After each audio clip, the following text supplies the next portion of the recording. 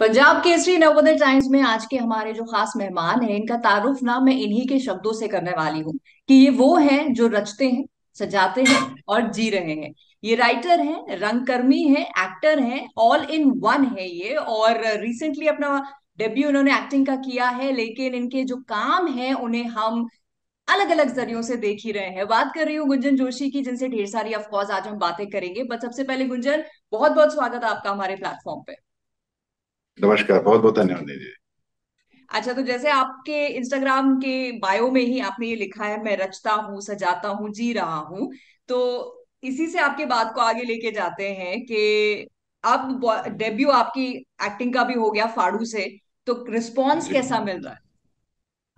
Response तो बहुत अच्छा मिल रहा है। मतलब जितना सोचा नहीं था उससे ज्यादा मिल रहा है।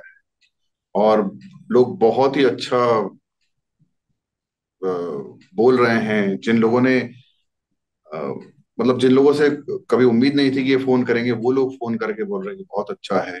जिन दोस्तों से कभी उम्मीद नहीं की थी कि भाई ये लोग कभी अच्छा बोलेंगे हमें, वो तक अच्छा बोल रहे हैं। जिन दुश्मनों से उम्मीद नहीं की थी कि वो अच्छा बोलेंगे, वो तक अच्छा बोल रहे हैं। तो आई थिंक अच्छा काम हो गया है। जी बिल्कुल, अच्छा काम हुआ है, लेकिन इस अच्छे काम की शुरुआत कहाँ कैसे हुई? क्योंकि देखिए, रंगकर्मी तो आप तब से हैं जब आप 12 साल के थे। उसके बाद जैसे मैंने कहा, आपके काम को अलग अलग जरियों से, यानी आपकी राइटिंग को हम फिक्शन में देख रहे हैं, नॉन फिक्शन में, रियलिटी शोज, अवार्ड शोज, सब में जो अच्छी अच्छी बातें हम जिन पे तालियां बजाते हैं, कहीं ना कहीं आपके शब्द, आपकी लेखनी है उसके पीछे।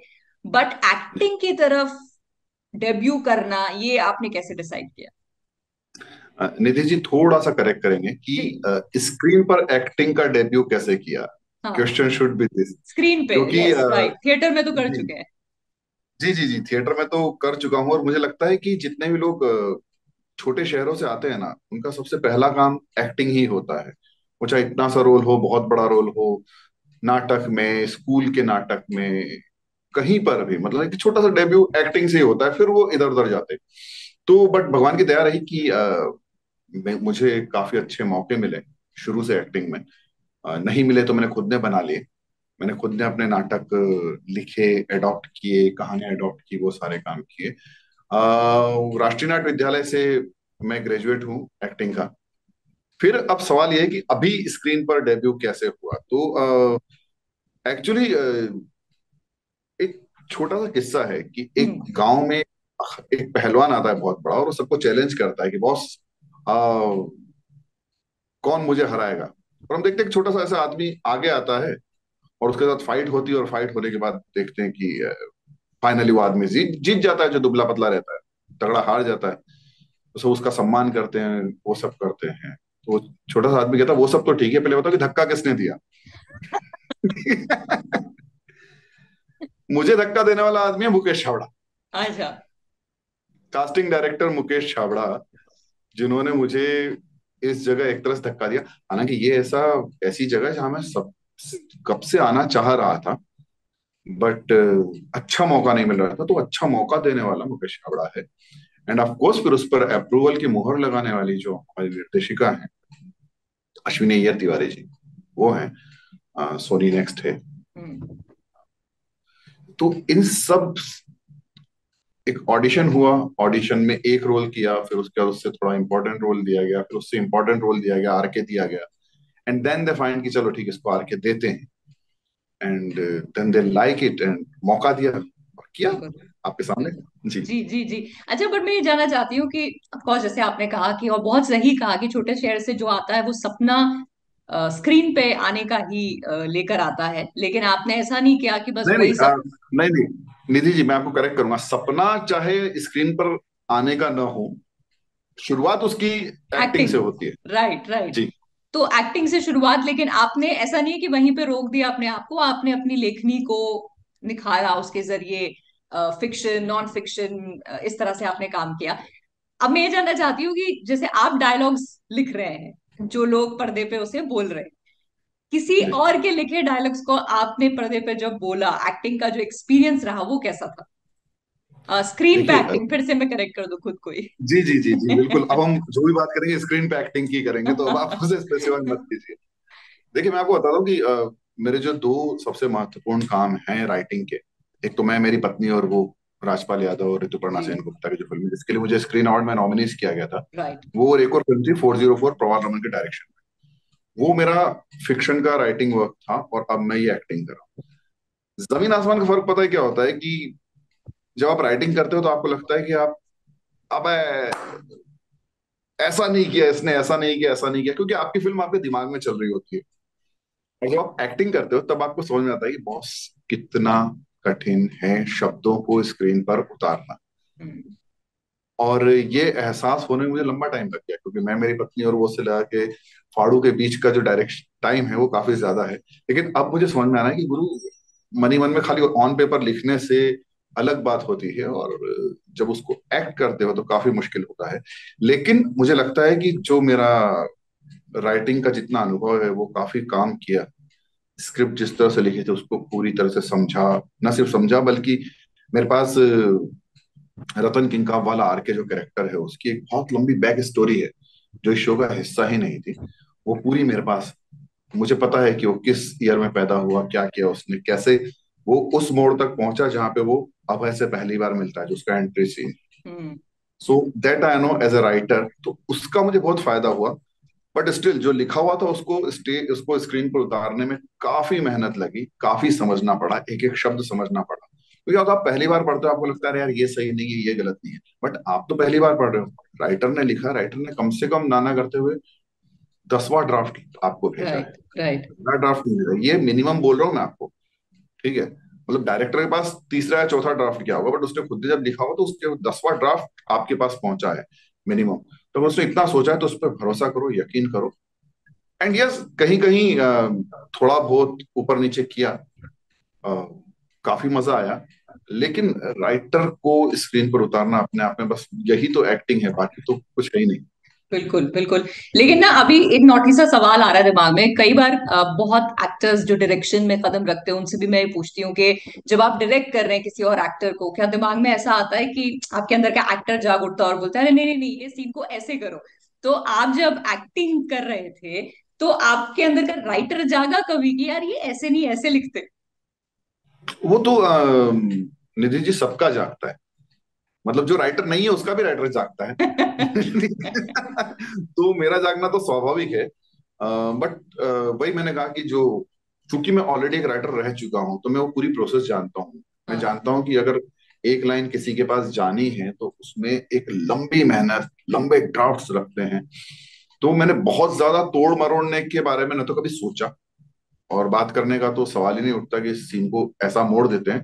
कुछ एक चीजें थी जो करते करते as an actor, as a, मतलब of course as an actor ही कहूंगा, एज ए राइटर तो नहीं, क्योंकि बहुत सोची समझी चीजें नहीं थी। As an hmm. एक्टर कुछ चीजें हुई जो ऐड की हैं, छोटी मोटी, बहुत ज्यादा नहीं, 2 शब्द 3 शब्द, उससे ज्यादा नहीं किए हैं। राइट। बस वही है, उससे ज्यादा मतलब चूंकि मैं राइटर हूँ इसलिए मुझे ये मन नहीं हुआ कि यार मैं राइटिंग में चेंज कर दूं। जो हाँ। सिर्फ एक्टर होते हैं उनके मन में बहुत आता है, ये मैं आपको बता दूं। ओके। जी। वो जिसे हम इम्प्रोवाइजेशन कह देते हैं। आ, नहीं, एक्चुअली इम्प्रोवेशन अलग है और राइटिंग में एडिशन अलग चीज है। इम्प्रोवेशन वो चीज होती है जब आप कैरेक्टर में डूबे रहते हो और कैरेक्टर में डूबे डूबे आपसे कुछ हो जाता है। हाँ हाँ। ठीक है। एंड राइटिंग मतलब जिस, जब लोग राइटिंग को इम्प्रोवेशन कहते हैं मुझे उससे प्रॉब्लम है, क्योंकि आपने एक प्री प्लान सोचा समझा, सोच के आए हो कि मुझे मेरा रोल बढ़ाना है, मुझे ये करना है, मुझे वो करना है, मैं इसको ऐसे नहीं ऐसे करना चाह रहा हूँ। तो बात, तो वो अलग चीज होती है, इम्प्रोवेशन अलग चीज। इम्प्रोवेशन एक्टर का काम है और राइटिंग में चेंजेस राइटर का काम है। Right. I think this is the difference between acting and writing का, राइट। इम्प्रोवेशन और एडिशनल राइटिंग का। करेक्ट। जी अच्छा गुंजन जी, आपने कहानी से शुरुआत की थी ना ये बताने की कि एक्टिंग में आप कैसे आए, क्या वो पहलवान जो जी था वो छोटे से दुबले आदमी को धक्का किसी ने दे दिया? तो जी अब मैं आपसे पूछना चाह रही हूँ, आपने जैसे कहा मुकेश जी ने आपको धक्का दे दिया, अब आगे जी। की और कोई पहलवानी आप करने वाले हैं? हाँ हाँ बिल्कुल, मैं मतलब कुछ एक काम किए हैं मैंने जो अभी आने वाले हैं। आप मुझे नितेश तिवारी जी की फिल्म बवाल में देख सकते हैं, और एक संजय गुप्ता जी की फिल्म आ रही है मिरांडा ब्रदर्स, उसमें भी मैं आपको दिखूंगा। तो फिलहाल एक्टिंग में तो यही है, बाकी देखते हैं, अभी कुछ बातें चल रही है, कोशिशें चल रही है, वो सब चीजें हैं। सो मतलब अब आप फुल ऑन मैदान में उतर चुके हैं कि अब एक्टिंग की तरफ और ज्यादा जुझारू होके फोकस कर रहे मैं फुल ऑन इस मैदान में भी उतर चुका हूँ। मैं जो मेरा फिल्म राइटिंग का मैदान है, जो कि काफी लंबे समय से फिक्शन नॉन फिक्शन राइटिंग की वजह से चूक गया, हैं? मैं उसमें भी कूदा हुआ हूँ। और नॉन फिक्शन तो मतलब है ही घर की खेती, तो मैं उसमें हूँ। लेकिन हाँ, ये है कि अब मेरे लिए एक और जरिया खुल गया है एक्टिंग, और बड़ा सुकून मिलता है एक्टिंग करने से, क्योंकि हम्म। ये एक वो चीज है जो मैं भी बचपन से करना चाहता राइट, राइट, राइट। हूँ। राइटिंग भी करना चाह रहा था, नॉन फिक्शन राइटिंग कर लिया, फिक्शन राइटिंग में अभी बहुत कुछ करना है मुझे। एक्टिंग में तो अभी शुरू ही हुआ है। तो ये सारी चीजें जो करनी है, मतलब क्या है कि वो एक नाव है जिसमें एक तरफ से बैलेंस नहीं है, हर तरफ से बैलेंस लगा हुआ है। सारे चप्पू चलेंगे तभी चलेगा, तो गुंजन जोशी तभी चलेगा जब ये सारे चप्पू एक साथ चलेंगे। ये ओके, मैं अब राइटिंग के बारे में थोड़ा आपसे पूछना चाह रही हूँ। एक तो फिक्शन राइटिंग हमें पता है कि चलो फिल्मों के लिए लिख रहे हैं।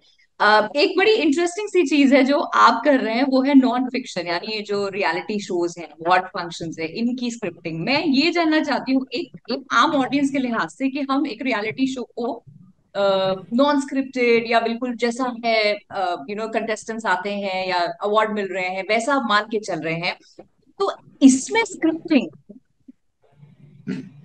कितना बड़ा हाँ, मैं रोल है और कितना डिफिकल्ट? जी बहुत जरूरी, बहुत ही इम्पोर्टेंट रोल है, क्योंकि ये है तो नॉन फिक्शन, लेकिन इसमें एक पार्ट फिक्शन होता है। जैसे मैं आपको एक सिंपल सा एग्जांपल बताता हूँ कि अभी आप जब आपने जब मुझसे इंटरव्यू करने के लिए तैयारी की, ठीक है, तो आपने मेरे बारे में पढ़ा होगा, कुछ सोचा होगा कि यार एक काम करते हैं, इससे शुरुआत करते हैं, ठीक है। क्योंकि आप खुद अपनी स्क्रिप्ट लिखती हैं तो आपको पता होगा, आपने लिखा नहीं। बट अगर आप नहीं करती, तो अगर कोई और कर रहा होता तो आप उसको प्रॉपर एक लिख कर देती कि भैया ये है, उसके बाद गुंजन से ये सवाल पूछने हैं और इसी अंदाज में पूछने हैं, क्योंकि मैंने रिसर्च की है कि वो इस टाइप का बंदा है। उसके कुछ वीडियोस देखे, या उसका कुछ इंस्टाग्राम देखा, या जो भी है, फेसबुक वगैरह सब देखा, इस तरह का बंदा है, कविता लिखता है, ये करता है, वो करता है, तो इससे इस तरह के सवाल पूछने चाहिए। उसके बाद मैं क्या जवाब देता हूँ, वो अलग बात है। वो आपने छोड़ दिया, हाँ। कि आपने बोला कि आप एज ए राइटर आपने लिखा है निधि आएगी, निधि ऐसे इंट्रोडक्शन देगी, उसके बाद गुंजन अपना नमस्ते बोलेगी, नमस्ते के बाद गुंजन जो बोलेगा वो आपने खाली छोड़ दिया। उसके बाद निधि पहला सवाल ये पूछेगी, दूसरा सवाल ये पूछेगी। देन इसके बाद आपकी एक और ड्यूटी होती है, जो एंकर होता है उसके कान में इन ईयर होता है, राइट, ठीक है। राइट। तो हम लोग कई बार, खुद राइटर या कई बार जो क्रिएटिव डायरेक्टर होता है, वो बोलता है कि अब ये बोल दीजिए, अब ये बोल दीजिए। तो ऑनलाइन, जिसको बोलते हैं ना ऑनलाइन राइटिंग, वो भी होती है, जो लिखा नहीं जाता, जो सिर्फ बोलने को कहा जाता है, वो भी होता है। तो वैसे ही किसी भी कंपटीशन में आपने शो को इंट्रोड्यूस किया, आज की थीम को इंट्रोड्यूस किया। चलिए किसी सिंगिंग शो का हम एग्जांपल ले लेते हैं, तो आज की थीम जो आज हम हैं, कि मतलब आज हमारे साथ आए हैं कुमार शानू साहब, आए हैं, कुमार शानू को इंट्रोड्यूस किया, कुमार शानू के बारे में हमने कुछ कहा। देन हम पहले कंटेस्टेंट पे गए, हमें पहले से ये तो पता ही होता है कि कंटेस्टेंट कौन सा गाना गाएगा, ये करेक्ट। तो ऑफकोर्स बता ही दिया जाता है। तो उसके गाने को हमने इंट्रोड्यूस किया कैसे, और हर एपिसोड में कैसे उसको इंट्रोड्यूस करना है। कई बार हम थीम को इंट्रोड्यूस करते हैं, कई बार उसकी पूरी जर्नी को इंट्रोड्यूस करते हैं। कई बार कहते हैं ये आया, इतनी बार ऊपर गया, इतनी बार नीचे आया, लेकिन अभी तक वहीं खड़ा हुआ है और वो मिल लिया। या कभी है कि जिन कुमार शानू को हमेशा पूछता था, आज उनके सामने खड़ा हुआ है। तो अलग अलग तरह के इंट्रोडक्शन होते हैं, वो इंट्रोडक्शन डिजाइन करना। उसके बाद फिर जो परफॉर्मेंस हुई, वो टोटल नॉन फिक्शन है, टोटल रियल है। उसके बाद जो कमेंट्स हुए, वो टोटल रियल होते हैं। उसका जो क्लोजिंग है, या अगर कोई मोमेंट है जो आपने छोटा सा प्लान किया है, मान लीजिए किसी का बर्थडे या कुछ, किसी के मम्मी पापा हैं, वो कहाँ होगा, कैसे होगा, तो वो सारी चीज उस राइटिंग में शामिल होती है। नॉन फिक्शन पार्ट, अगर नॉन फिक्शन में, नॉन फिक्शन पार्ट सिर्फ इतना होता है कि आपने, कंटेस्टेंट ने अपना परफॉर्मेंस दिया, उसका परफॉर्मेंस और उस पर जो रिएक्शन है, इसके अलावा सारी चीजें वेल रिटन, वेल डिजाइन चीज होती है। एंड वाह। That's the non fiction writing. काफी टफ होता है, क्योंकि ये रियलिटी को नॉन रियलिटी से जोड़ना बहुत मुश्किल होता है। आपको वो बिल्कुल। जगह छोड़नी पड़ती है कि अगर इसने बहुत अच्छा किया तो क्या होगा, मीडियम किया तो क्या होगा, और सबसे, और मान लीजिए अगर आज दिन उसका नहीं और बुरा हो गया तो क्या होगा। फिक्शन में वो नहीं, फिक्शन में आपने एक बार लिखा और जो लिख दिया वो पत्थर की लकीर हो गई, इसमें ये नहीं होता। तो this is little bit tough then fiction. Correct, correct. तो आपने दोनों, जैसे बड़ा अच्छा एग्जांपल आपने दिया, एक नाव है और उसमें आप हर जगह पलड़ा बिल्कुल संभाल के चल रहे हैं। ये कैसे मैनेज किया कि आप नॉन फिक्शन को भी कर रहे हैं, पैरेलली फिक्शन है, end of course now acting भी है, और थिएटर तो आपका है ही है, तो कैसे है कि ये बोट आपकी हर तरफ से बैलेंस्ड है? इसलिए क्योंकि मेरी जो नाव है उसका नाम है कलाकार, और मैं कला के सागर में, अपनी कलाकार की नाव चल रही है। इसमें जो अलग अलग चप्पू है वो है fiction, non fiction, writing, acting. में भी हो सकता है एक आध साल बाद आप एज ए डायरेक्टर मेरा इंटरव्यू लें। वाह। इसमें बिल्कुल पूरी उम्मीद है इस बात की कि आप ये कर सकती हैं। हाँ। सो मैनेज करने की सी बात नहीं, आप अपने आप को जहां रखते हैं वो आप मैनेज कर लेते हैं। जैसे मैं आपसे कहूं कि अगर बचपन में कोई आपसे कहता, बचपन में आज से 20 साल पहले, होप आपकी उम्र इतनी होगी जी। कोई कहता है यार एक एक एक ऐसा इक्विपमेंट आपके पास होगा जिसमें आप बात भी कर सकते हो, जिसमें आप मैसेज भी देख सकते हो, जिसमें आप गाने भी सुन सकते हो, जिससे आप फोटो भी खींच सकते हो। मुझे यार इतना चीज मैनेज कैसे करेंगे? बट अब वो मोबाइल आपके पास है और आप उसे बहुत अच्छे से मैनेज कर रहे हो। राइट। तो आप जो सोचते हो वो आप कर लेते हो। इसलिए मैं अपने आप को कलाकार की कैटेगरी में रखता हूँ। मैंने कभी अपने आप को एक्टर वगैरह, ठीक है कलाकार ने एक्टिंग में डेब्यू किया है, बट मैं कलाकार हूँ। मेरा हम्म। थिएटर भी प्यार है, फिल्म भी प्यार है, टीवी में भी प्यार है, राइटिंग भी प्यार है, एक्टिंग भी प्यार है। मैं भी डायरेक्शन भी करूँ और मैं ऐसे ही रहना चाहता हूँ। राइट। एंड हम ये इंतजार भी करेंगे उस मौके का कि आपको एक बतौर डायरेक्टर मैं इंटरव्यू आपका ले रही हूँ। लेकिन जैसे गुंजन पहले जी आपने कहा। पहला मेरे एज एन जी। एक्टर थोड़े ज्यादा इंटरव्यू ले लीजिए, उसके बाद फिर जाएंगे डायरेक्टर पे। बिल्कुल बिल्कुल। और पैरेलली भी अगर चीजें चल रही है तो उसमें क्या हार्म है, आपकी एक्टिंग की बिल्कुल। नाव में भी वो पतवार चल रही है और यहाँ भी चल रही है। अब तो मैं उसी यहाँ भी वो सारे पतवार एनोलॉजी में चलती आपसे बात रहेंगे। करने वाली हूँ। जी जी जी। लेकिन ये जो गुंजन जोशी हैं, उनका जी। एक कलाकार के रूप में वो कैसे विकसित हुए, ये मैं जानना चाह रही हूँ, बिकॉज छोटे शहरों से बहुत सारे लोग इंटरव्यू देख के आई एम श्योर प्रेरणा लेना चाहेंगे। अम, देखिए सबसे पहले तो मैं आपको एक बात बताऊंगा कि जिंदगी में आगे बढ़ने के लिए एक जो बहुत ज्यादा चीज जरूरी होती है वो होता है माता पिता का आशीर्वाद और उनकी छूट और उनकी चॉइसेस। उनकी चॉइस आपको बनाती है। मेरे पिताजी का, मेरे पिताजी सरकारी कर्मचारी हैं, थे, मतलब अब रिटायर हो चुके हैं। जी। और लेकिन उनका गानों में, फिल्मों में बहुत इंटरेस्ट था, और कहानियों में, पढ़ने में। उन्होंने मुझे कई चीजों से इंट्रोड्यूस कराया, कई सिंगर से इंट्रोड्यूस कराया। कई बार मुझे बैठ के लिरिक्स समझाया उन्होंने कि बेटा देखो ये लिरिक्स ऐसा होता है, ये इसमें देखो एक्टिंग कैसे हो रही है। तो मुझे समझ नहीं आता, मैंने कहा क्या बात कर रही है, बट धीरे धीरे जब 3 4 बार देखा, मैंने कहा हाँ यार, क्या जब कुछ नहीं करा तो एक्टिंग हो रहा है। वो चीजें हैं। फिर धीरे धीरे मैंने जो दूसरी चीज मैं जिसको श्रेय दूंगा वो है गणेश जी। और गणेश जी भी गणपति उत्सव, हम जहाँ रहते थे वहाँ गणपति उत्सव होते थे साल में एक बार। और मेरी जितनी भी भड़ास होती थी कि बॉस मैंने अगर इस क्लास में ये चैप्टर पढ़ा है तो अगर इस पर फिल्म बनेगी तो कैसी बनेगी। अब फिल्म अच्छा। तो हम बना नहीं सकते थे तो हम नाटक करते थे। ठीक है। हर साल गणेश उत्सव में 3 से 4 नाटक करता था। कभी ये हो जाता कि एक डायरेक्टर एक ही करेगा तो मैं डायरेक्ट करके दूसरों का नाम देख के मैं उस नाटक को डलवाता था। कई बार ये हुआ कि एक एक्टर एक में एक्टिंग करेगा तो मैंने कहा ठीक है मैं इसमें एक्टिंग कर रहा हूँ, बाकी जितने भी हैं उनको आप सिर्फ परफॉर्मेंस मान लीजिए। अच्छा। तो आप कंपटीशन से बाहर गए तो मेरे साथ ये भी हुआ है, कई बार सारे कंपटीशन में गए, कई बार ये बोला गया कि ये नाटक कंपटीशन से बाहर है, आप केवल इसे देखिए। और अ, निधि जी जो नाटक कंपटीशन के बाहर होते हैं उसमें कोई प्रेशर नहीं होता, और वो जो होते हैं आपको स्टार बना देते हैं।